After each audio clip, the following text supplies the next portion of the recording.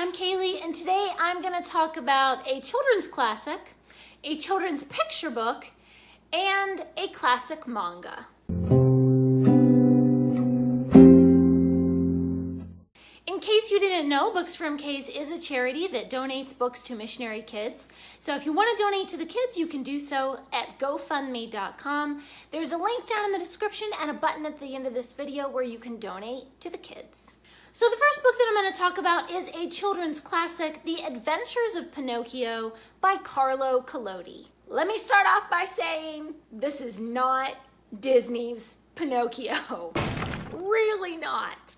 It's all violence and disaster and cutthroat assassins and people being hanged, imprisonment and thieves and bullies and gangs, greed and murder and more violence, and in the middle of it all, one very ungrateful little puppet. Pinocchio really is a heartless scoundrel. He steals and lies and cheats, and then he says, "Oh, woe is me," when everything goes bad for him. And I can't help but think, well, you got what you deserved, you little puppet. Ugh, he made me so frustrated. There are so many problems with this story. The world building is atrocious. The plot is really disjointed, and the magic is just odd and inexplicable. There are a lot of really confusing scenes. Like first, the blue fairy is a little girl, but she's dead.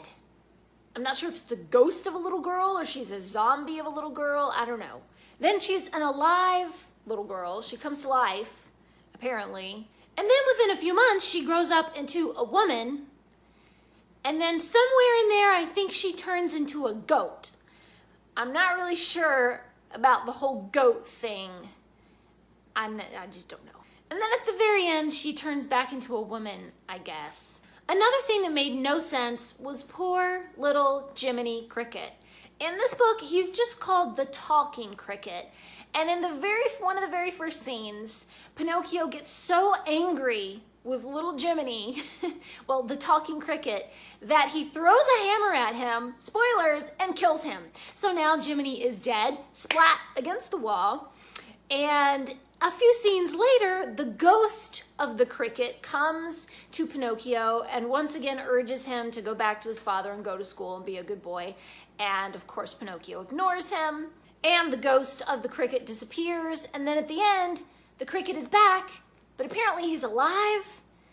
And I'm just like, I don't know what. He was dead and then he was a ghost and now he's alive again at the end. And I just don't know. And I'm sitting here thinking to myself, how did you do it, Jiminy? How did you resurrect yourself?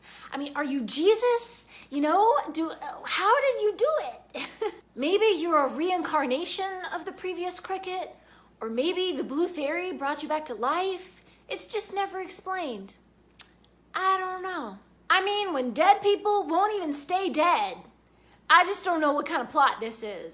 I mean, what kind of idiotic world is it where puppets and crickets can't just murder each other and then they stay dead? I mean, at least explain to me how you're alive again.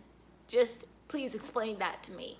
I really, really hated Pinocchio so much. So much. He's ungrateful. He's sneaky. He's a big fat liar. He's a cheat and a thief. He's selfish and lazy and greedy.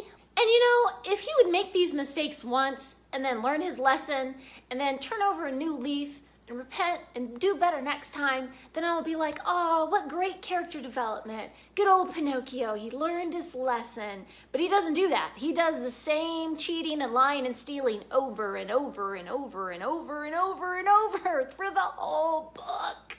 And the worst of it is that when he's in the middle of some kind of crisis or disaster, he promises to be a good boy. And the second that he gets out of that crisis or disaster, he goes right back to being his old ornery self. I was just so frustrated with him. I was so frustrated. I just wanted to scream and throw the book and just, The plot stinks. The magic stinks. The world building stinks. Pinocchio stinks to high heaven. I hate this whole book. Every page. 0 stars.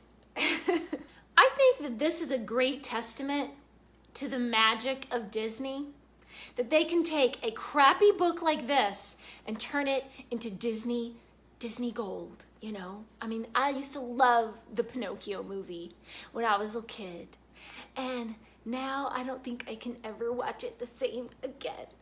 Next, I want to tell you about an adorable children's picture book that I received through NetGalley in exchange for a free and honest review, and that is Peanut Butter and Jelly, which is part of the Narwhal and Jelly picture book series. The cuteness and the adorableness and just the silliness.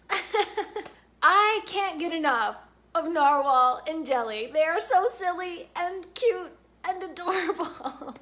So in this book, Narwhal has some strange eating habits, and Jelly tries to convince him to try some new foods outside of his comfort zone, and it does not go well, and it kind of creates some new problems. I was smiling and chuckling with glee and basically just laughing my head off. I love the bright colors and the simple yet striking illustrations. And I especially love the very sweet and imaginative dialogue and the funny little storyline. I can imagine reading this out loud to a child and having so much fun together, reading all about Narwhal and Jelly. Narwhal and Jelly get 5 stars. And lastly, I'm going to tell you about the manga classic that I read. It was a manga adaptation of Romeo and Juliet.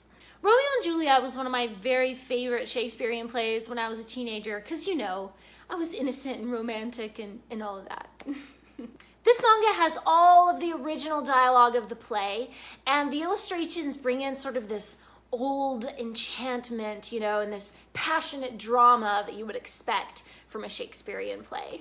The illustrations flow really well from one panel to the next, and you can almost feel this surge of emotional tension through every scene.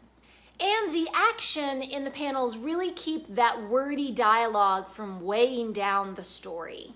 This will be a great way to introduce Shakespeare to younger audiences because the action in the panels really explains a lot of the dialogue that otherwise might be difficult for younger audiences to understand. All the characters are really memorable and each one is very distinct. They have their own look, their own wardrobe and everything that makes them really easy to remember who's who. And of course I loved the characters of Romeo and Juliet especially because they're passionate and full of despair and they're so sensitive. And I also liked that there are illustrations to kind of explain a lot of the metaphors that are used in the dialogue. I thought the whole book was beautifully done, but there's just no substitute for actually seeing a Shakespearean play actually being performed. You know, reading it just doesn't cut it sometimes. And even seeing it in a manga form, it still just isn't quite... So while I did enjoy it and I really loved it, and it's excellently well done for what it is, I only ended up giving it 3 stars. I don't know, I guess it's just not as good as the real thing. Thanks for watching. Please subscribe and remember the right book in the right hands at the right time can change the world.